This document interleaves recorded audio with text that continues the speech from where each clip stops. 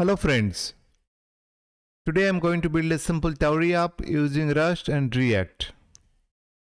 As part of today's video demonstration, I am going to build a simple quiz application which can be used by a small kid for knowing more about clock and time. And for the demonstration of various Tauri concept, I have generated this random number option using Rust. And the clock, sidebar and all this UI component I have created using React. So if you go to the Tauri application website, you can go to the prerequisite stage to install various dependency, for example, cargo and Rust toolchain. And once you install the prerequisite step, there are two options you can decide. One, you can choose for vanilla HTML, CSS, JavaScript or Vite. I've decided to go with the Vite because I feel it is more convenient to set up and bootstrap a React-based project. So you can use npm, yarn or pnpm as per your preference to bootstrap a project. So once you use yarn create Tauri app, it will ask a set of questions like which kind of UI framework you want to use, React, Vue or Angular. Once you select your option, your project will be bootstrapped. And for the React UI component, I am using this open source UI component library known as Mantine. So you are feel free to use any of your preference UI component. For example, Bootstrap, Mantine Material Bootstrap project and different option. So once you bootstrap your project, so your folder structure will look something similar to this. So the source folder where you will create all your React UI component, and source Tauri will contain the Rust-based backend code. And if you open the package.json, apart from the dependency added by Vite, I've added or installed a couple of more dependency related to Mantine. And for the React clock, I've added one more dependency known as React clock. So other rest of this component are bootstrapped by using Tauri app. And this Tauri app API is used for communicating between the React component and Rust.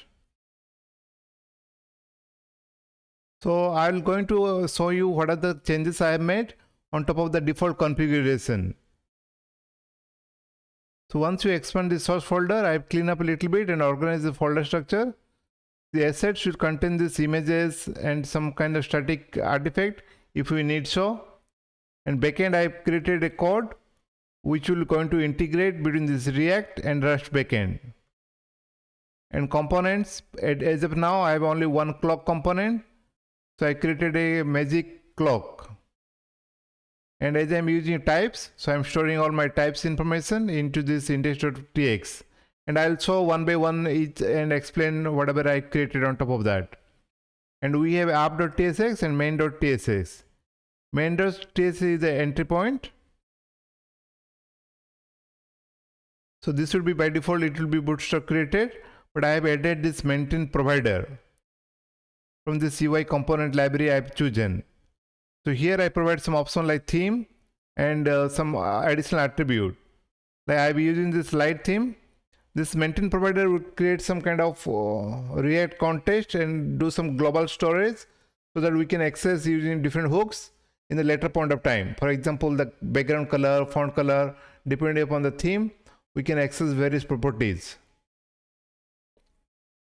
And it will apply some kind of global style and normal style to, make various browser compatibility issue gone away.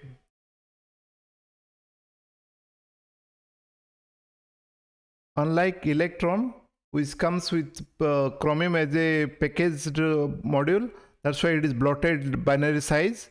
But Tauri application doesn't come with any web renderer.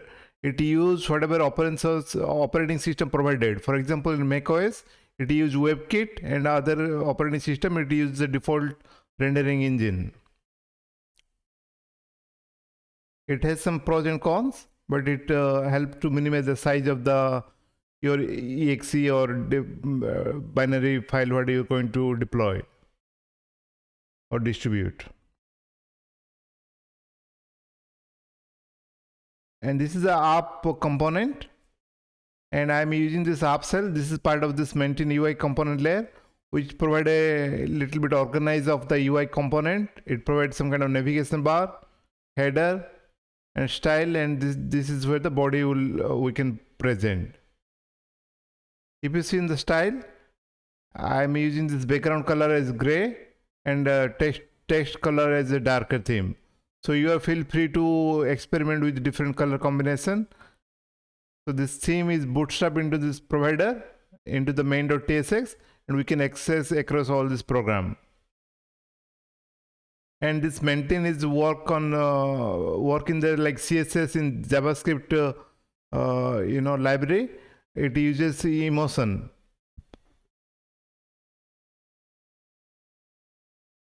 So in the header section, we have various header and title component. We can provide like height and width. So this is like this is the header component, the kiddo learning. And this is the navigation bar component. If it is grows more, we can separate into various different component and we can embed here. For the example, for now, I am very simple features. This is one section which will display in the top, the features. And this is where we can list down the feature list. Various component we are going to create in the future. So I've created a button just to toggle this because this is initially it will be empty. Once we click on the clock, this would be displayed. And if you notice that each time the value is getting changed. So I am using a show clock variable, and each time I am doing this is a simple neat trick I've applied just to keep this UI component, clock component or magic component re-render each time. So I am passing some random numbers.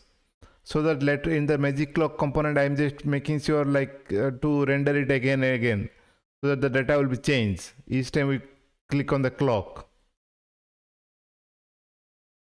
So this is a simple useState variable in React to keep track of it, like initialize to 0. So I'll put some random numbers each time. And if it is not 0, then I'm displaying it. For the first time, I am not displaying this component. But for the future, once we do click, then I'm keep on displaying it. And this magic component I have created, and this render also I am giving these properties.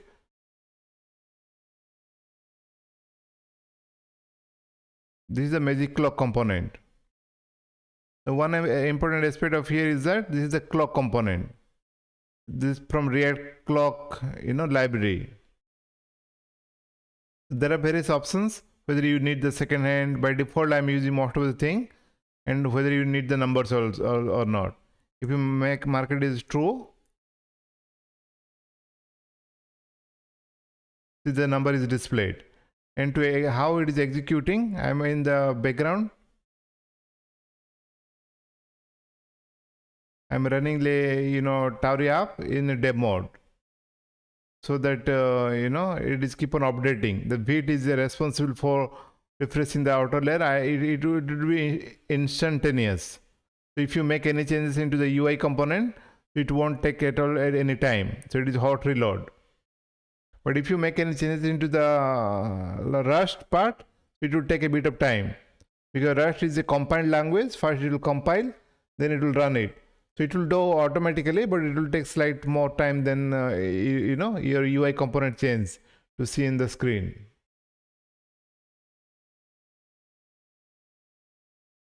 Once you bootstrap and write some of your UI component, the way to test it, it's quite easy. So you can do like cargo Tauri dev. So there are various ways you can start your server or your desktop application.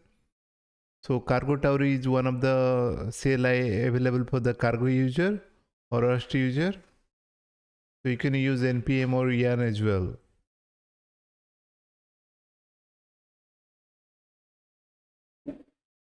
Once you start the dev console, the dev server, there are two components will be started. One is Vite, and if you see, you can access using localhost URL as well. and these are the related with the Rust. So it will be compiled and it will be available for integration. So if you, and at the same time this particular application will be bootstrapped.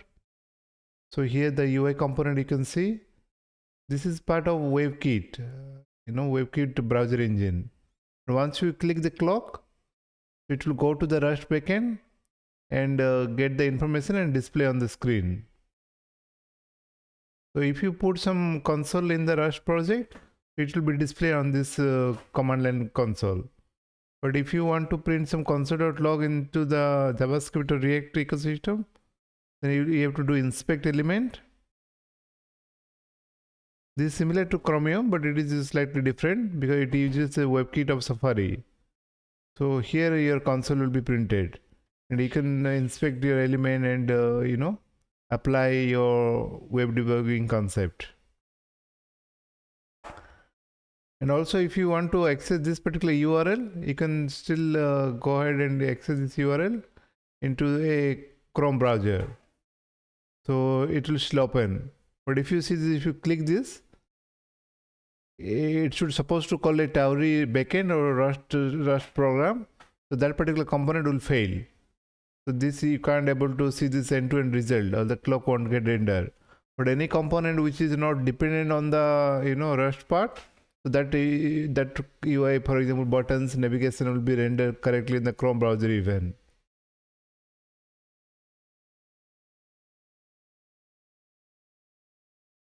So this is the radio group and various different attributes. If you see this radio group, I am using, as I said, I use this Mantine UI component library. If you search for this radio group,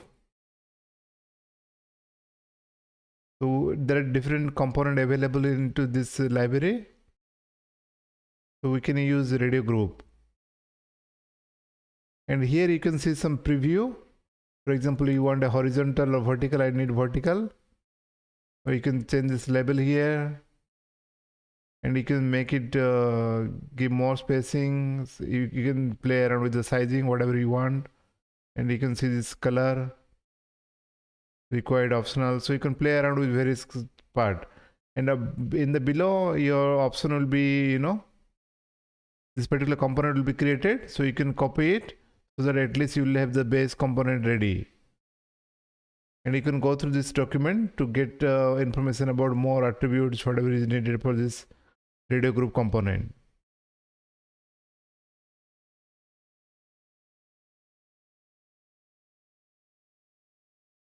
So if you see value I have used, just to once we click it, I am just making sure that it is a control element, and I am resetting the values. And the color I am toggling it. If it is a success, then it is green color. If it is failure, it is a red color. And these options I am getting from, this is an array. So it has 4 options. Based upon this option, I am rendering a radio button. And this option is very important aspect. This is a state I have created to store this option, which is of array, quiz option array. Quiz option type I have created into the TypeScript as well as Rust also. So it is simply a value and label. So value usually contains the A, B, C, D for denoting the 4 various options. And value label is containing the time, whatever we are going to display on the screen here. This hour and minute.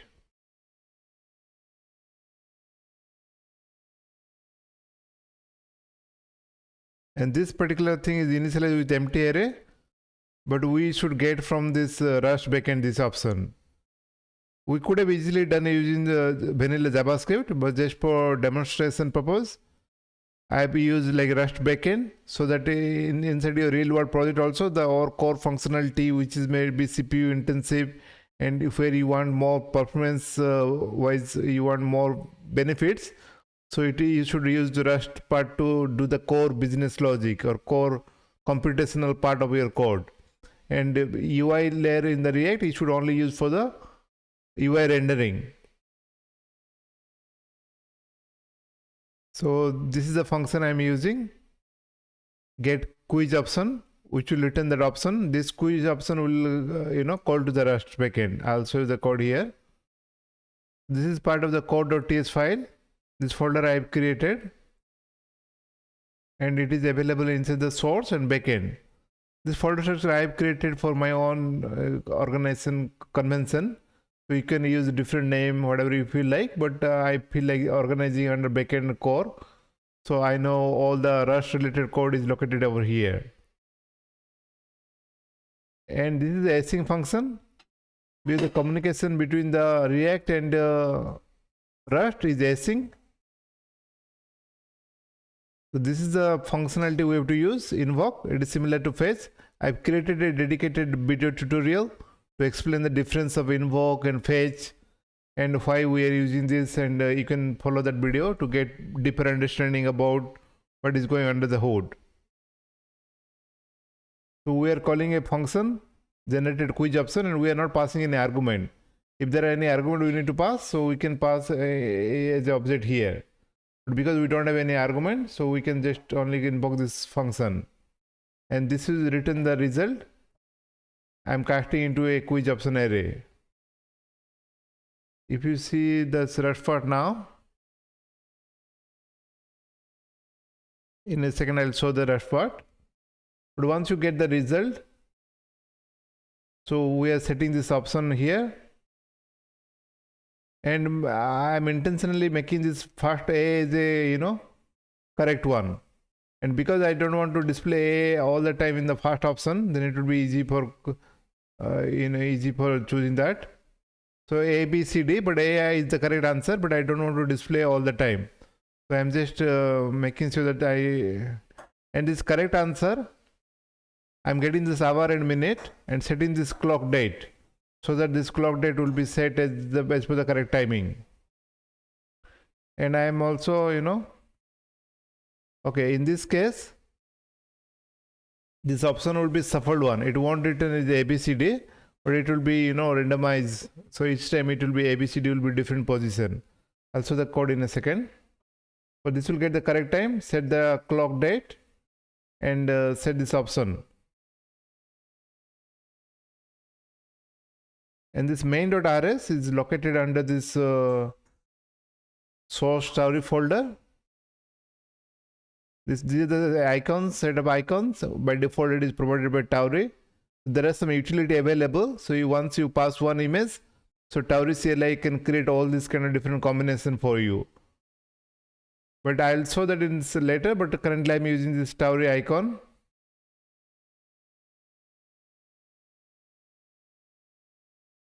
In the source folder where your program will going to write, this is a target will be generated. In the development, it will generate a debug build, and once you try to create your package for Linux, Windows or Mac, so it will be run in a release mode. So there are two modes. One is developer mode, one is release mode. Release mode is more optimized. The file size is minimal, and you can use for distributing your application. And this is for just building. So this is a very important configuration file. So in slowly I'll explain more detail about it, but I have not changed anything for this. This is like default configuration I use.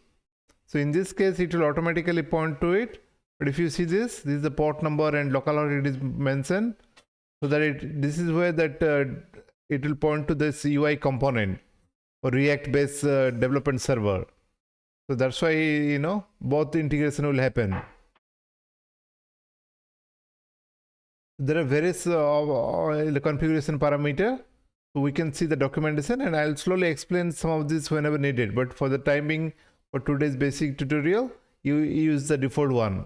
But this file is very important one. And in this main.rs where you are going to write this bulk of the code, this is by default it would be configured, but I have added this particular line. Before I explain this particular line, I'll show you this how the function looks like. This is the generated quiz options. If you see in this code.ts, this particular string and this function name should exactly match. And you should use a, this is a macro. There are different kind of macro, declarative and procedural macro. This is one of the attribute macro or a procedural macro.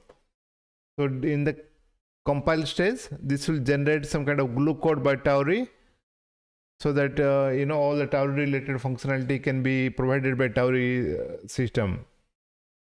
But for us, we just have to use this. It is for the developer convenience. So we don't need to worry too much what is happening under the hood.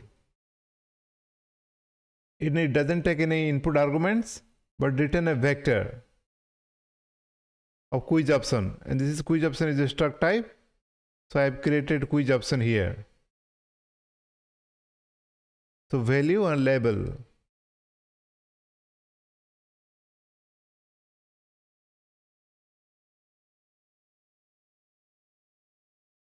In this struct, what we define as a quiz option,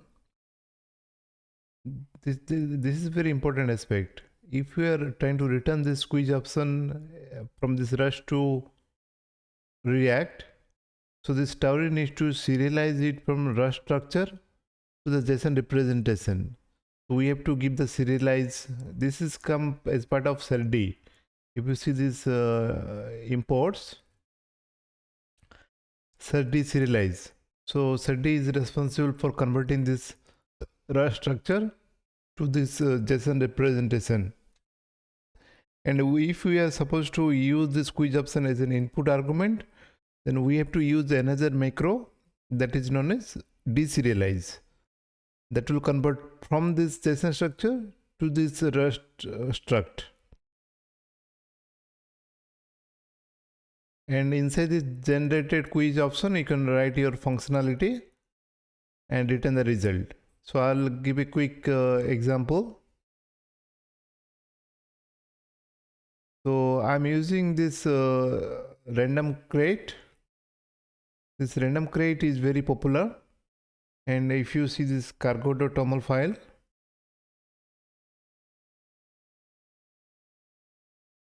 so in the cargo.toml file, you can specify the dependency with the version.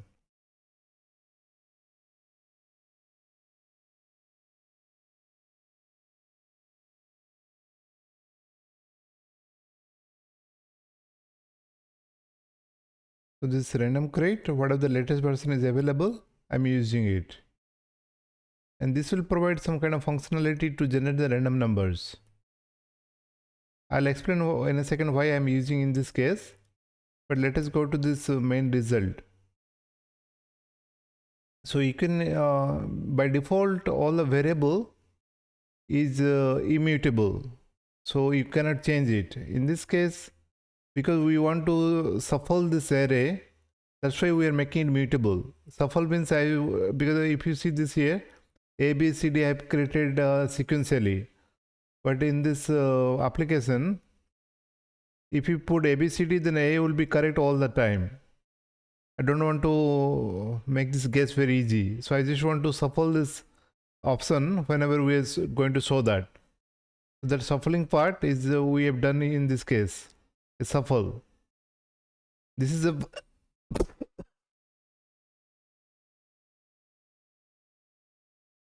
sorry.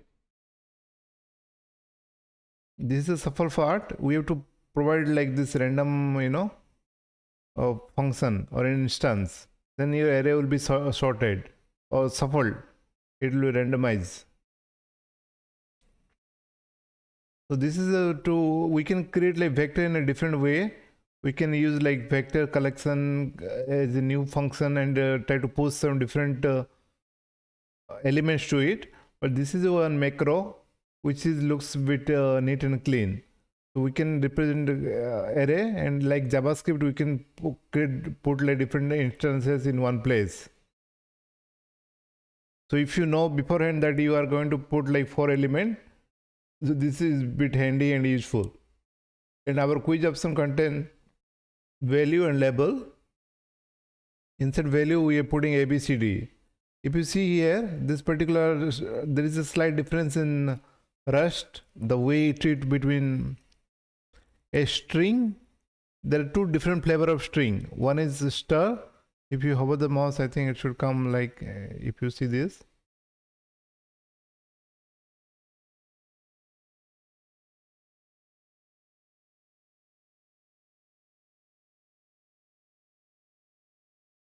If you see, by default, if you define a string literal using any quote, it is a ampersand star.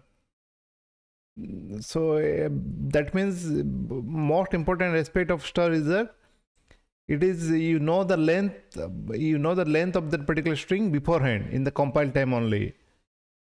There are two different flavor of this star. So it is a reference to a particular string. It is not allocated into the heap memory.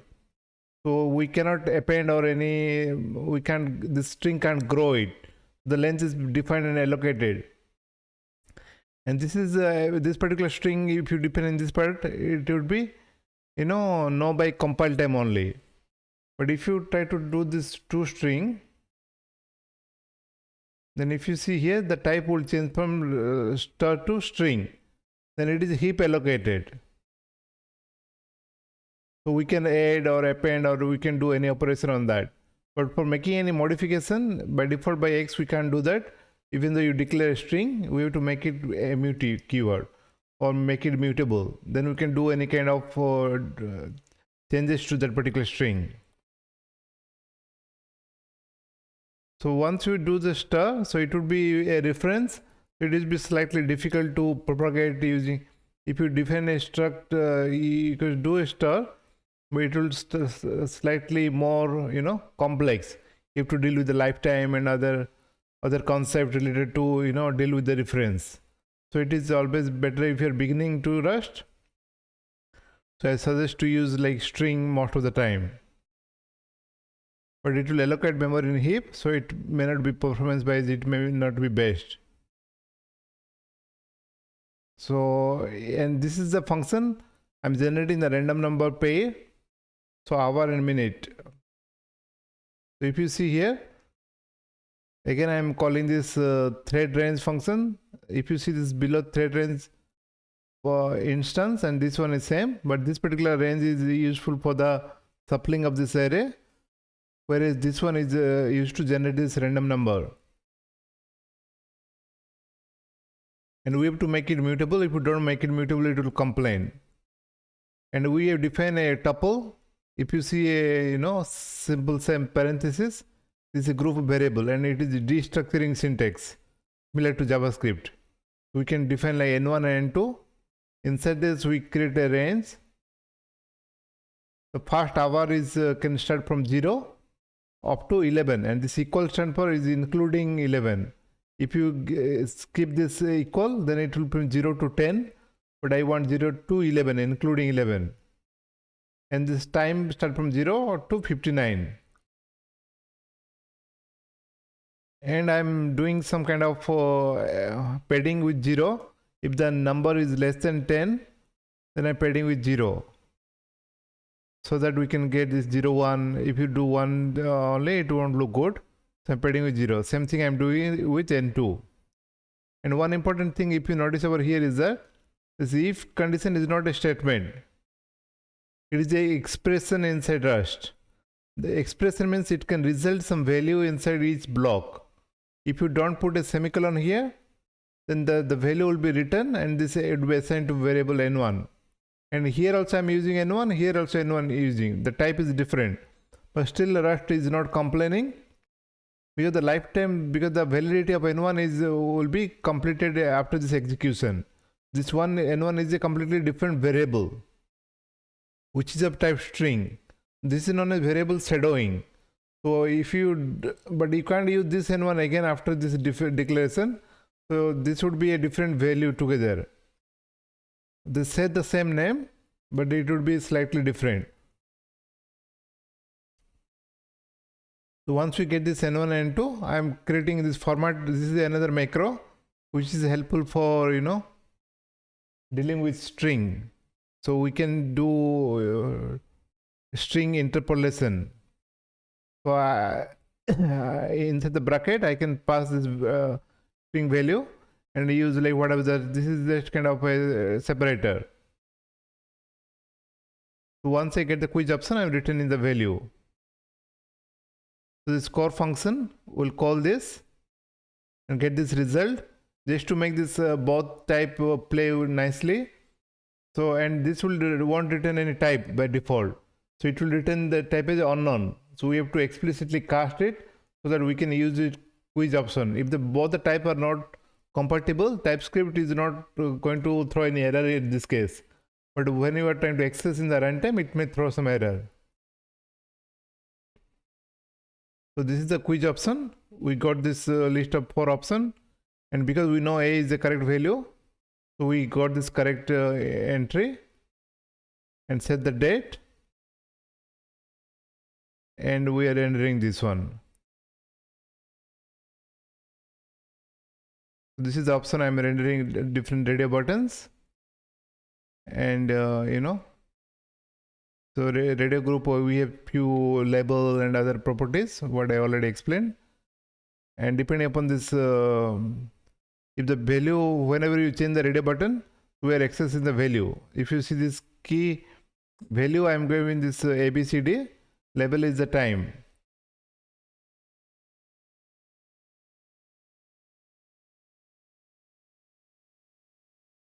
So this is a simple way to create one simple example using Tauri app, using React and Rush. In future videos, I'll create a deep dive into various different concepts and slowly build on different example and so various functionality of Tauri app as well. Thank you very much for watching. Have a good day ahead. Bye bye.